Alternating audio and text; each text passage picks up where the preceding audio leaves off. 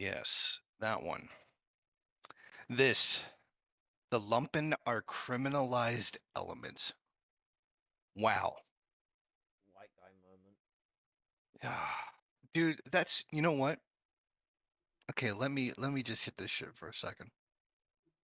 You know who he knows the lumpen are unemployed people, right? Yeah. I mean, there's different kinds of lumpen, but he knows that. You just called everybody who is unemployed because of capitalist crisis lumpen and inherently criminal. Like, I'm sorry, Caleb, but there is actually a difference. But oh, wow, okay, yeah, Uh, okay. he's actually specifically gaslighting here as well because the Panthers didn't say most black people are lumpen. They said most black proletarians are by technicality lumpen proletariat. They're disenfranchised. He's actually actively gaslighting black people now. And then turning around in his stupid meetings, going, "Oh, hey, look, we have stuff by Fred Hampton." Like, God, dude, you know what? The best meme I've ever seen regarding the Will Smith slapping Chris Rock thing was somebody reposted that, but put Caleb Maupin's head on it, and then put his own head on Will Smith and said, "Keep my comrade's name out of your fucking mouth." I gotta check that out. Oh no, it's when he did his like new intro thing where he speaks as if he's on the same level as Fred fucking Hampton. Fred Hampton was an industrial worker who could barely read when he became a communist. He had to teach himself how to read because you didn't get a proper education if you were an industrial worker in the African population. Do you know what they did? They taught you how to use your hands. They taught you how to use your hands and how to look at the work you got to do. And they used to give you the most menial and hard back breaking of labor that they could give you. Um, Most of it was working in car factories, fitting cars together. And if you weren't doing that, because that was the lucky job, you were in the mines. You But to use my fucking hands. fucking. I, I mean, the fucking arrogance of this goddamn dick to sit there and say and like invoke Fred Hampton's name to support his bullshit while he shits on black people. He shits on the lumpen. And like he's just trying to leech cred. See, oh look, we're down with the Panthers. You contradict everything the Panthers say, and then say like, we're down with them, and we're like, no, man, you fucking hate them. Your theory despises theirs, and their theory despises yours. You son of a bitch. And do you know what as well? Like, I was watching Black Internationalist stream that she did with the AARP the AA PRP. I'm very good at this abbreviation game, I promise. And she has a really fiery speech that I do want to like clip. It's like 10 minutes, I think, or 5 minutes of the video. And it starts off with like, you get all these people in the first world that want to rep that they like the Panthers, that they support the Panthers. Yeah, what they don't even seem to realize or purposefully choose not to realize is that the Panthers were all about the lumpen. Actually, that was their biggest crowning achievement. It wasn't their idea initially. It came from people before them, but they were the praxis of it. It's like fucking mm, uh, it's like when Maoism was first put into active praxis. It wasn't the first time those ideas had been put together, but nonetheless, the active praxis is where we apply the achievement. And the Panthers, it was their active praxis that they brought alight the struggle of the lumpen proletariat. There was also a really other good point that she made that was about the Battle of the Algiers shows you both sides of the lumpen proletariat. And actually, there's a massive plot point in the Battle of the Algiers. Now, anyone who hasn't watched that needs to watch that. That's Panther Black Panther educational program material. So I mean, all you people who say you really like the Panthers, I'm sure you'll love the Battle of the Algiers. But there's a massive plot point in it with this lumpen proletarian who originally was a bit of a scoundrel at the start and was a bit off the nose and was pain in the ass, straightens out, becomes a radical, supports the struggle of the Algiers, and there's a big plot point where they have to go against lumpen bourgeoisie, and stand for the principles of the lumpen proletariat and the proletariat. And it was a really good example of showing not only the importance of the lumpen proletariat to struggle, but the fact that they're even important in the global south as well. This isn't a strictly global north issue. This is a thing that goes all around. And it was a really key point to what she says, and that's that if you don't organize the lumpen proletariat, the enemy will organize the lumpen proletariat. I keep saying this to people, is that the one thing that you see with fascists is that you I keep telling people, when people tell me that someone's good because they like the lumpen, I say, well, that's not a good sign entirely, because the liking the lumpen could go one of two ways. They're either a good communist or a really smart fascist. Because if you look through history, the fascists have organized the lumpen, so have communists too, because they are a disenfranchised and a very extremely oppressed class. They are very organizable. And I mean, the place that she said was the most likely place to organize the lumpen would be prisons. And I conferred in my comment and said prisons, but I'd also argue on the streets as well, because in those positions, camaraderie and family-like structures are more likely to be built, a greater consciousness of condition. But also, when we have absolutely fuck all and we're on our asses, we're most likely to listen. I'll say that from experience of being on the streets myself. That's the best thing Mim ever did was organize the prison chapter. I could give a fucking absolute hell yeah to that, brother. Okay, so you know what? I'm sorry, I'm not done ranting yet. I keep going. Okay. You got all the time in the world. Okay, so fucking the lump in a criminal element. So what? Like every disabled person is just a criminal now?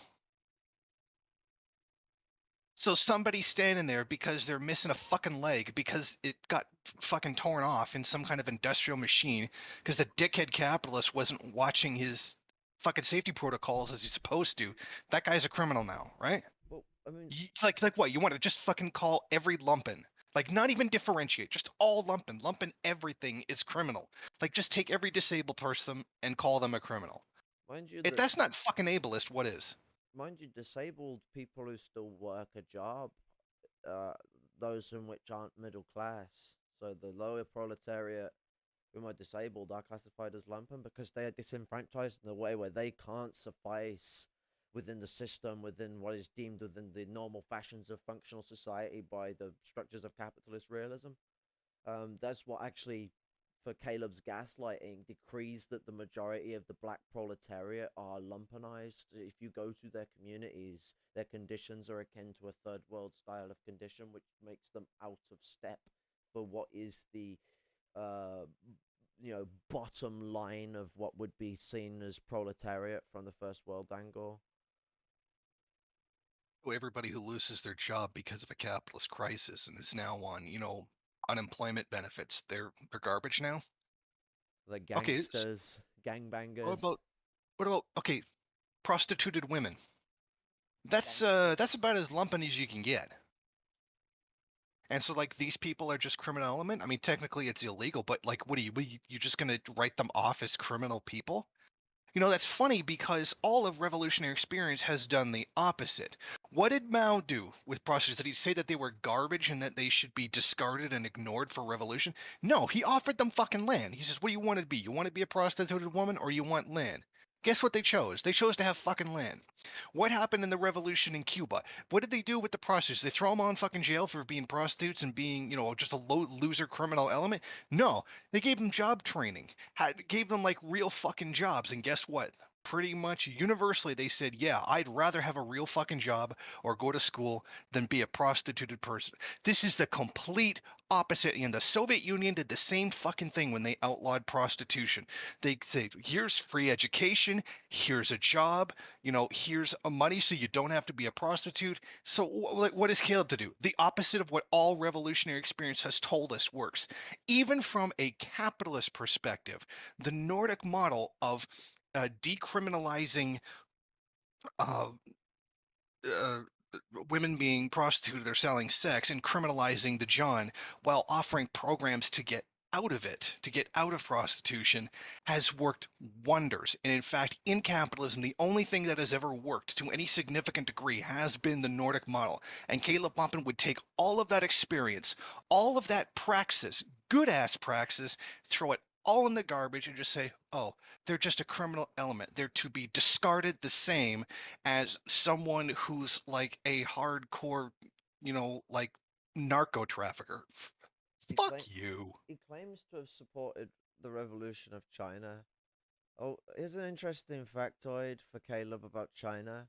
For massive periods of time during the initial Chinese Revolution, the Chinese People's Liberation Army was mostly lumpen proletariat. Actually, Mao goes out to quite specifically define the lumpen proletariat, and they're people who have been chucked off their land, been thrown out of their homes, thrown out of their jobs, and typically lived in between cities and in between towns, and they were normally semi-nomadic in the way they had to live. Very similar descriptor to what we see today with the modern lumpen proletariat. Nonetheless, I mean, hell, you could even say landless peasants. as well, yeah. Might even fit that. And the peasants were fucking everything. But yeah, they came into the definitive. So people who were thrown off of land that they were peasants to, or even people who were thrown out of their homes as workers, it was lumpen is a catch-all of the lower class, and that is a problem when we see people then describing like drug lords and mafia as lumpen proletariat. It gets sketchy. Because, I mean, lumpen aristocracy, I can understand someone making that expressionism then, because the lumpen aristocracy has been lumped in with the lumpen proletariat, even by the Panthers. But the lumpen petit bourgeois and bourgeoisie have not. They have been a distinctly separate thing since the time of the Panthers. And Latin America has expanded that understanding. And these people will mash these things all together to the point where there is no class distinction in the lumpen proletariat, when lumpen proletariat may be a catch-all for declassed elements of the lower class. It's not exactly an entirely declassed sector. Like, I don't like the term declass. I find it abhorrent, because how is there no class in a class system? Like, that's an idiotic notion. Of course there's a relationship to production. And an interesting one that comes to the lumpen proletariat is that there's a vast, wide array of relationships to the production, some that is completely defunct, other that's heavily integrated in the illegal market. But not all of that is by choice. So, like, what does Caleb have to say about the conditions of lumpen proletarians that are enslaved by lumpen petit bourgeoisie? Like, literally enslaved. Well, they're criminal elements. I think you made that clear. Oh, it's their fault they got in debts. That's probably what they'd say. They'd say, oh, it's their fault they got in debts. So would Caleb think it would be all right that if he got in debt with, I don't know, Tesco's, that they could imprison his firstborn son for 17 years or something like that, make him go work on plantation? Just something random and out of our ass, because, I mean, why is it all right for the lumpen to suffer and not have any representation? I mean, if material conditions deem revolutionary struggle, which these people claim they read Marx and Engels and Lenin and Stalin and all that crap, they apparently are really big fans, although I've heard some of them say that Lenin's 1917 imperialism no longer applies to the world. So I don't know. Thank you for watching. If you like this program, then please head over to my Patreon page and set up a monthly donation. It's your donations that keep this program running. Also, if you would like, please rate, comment, subscribe, and share in various social media.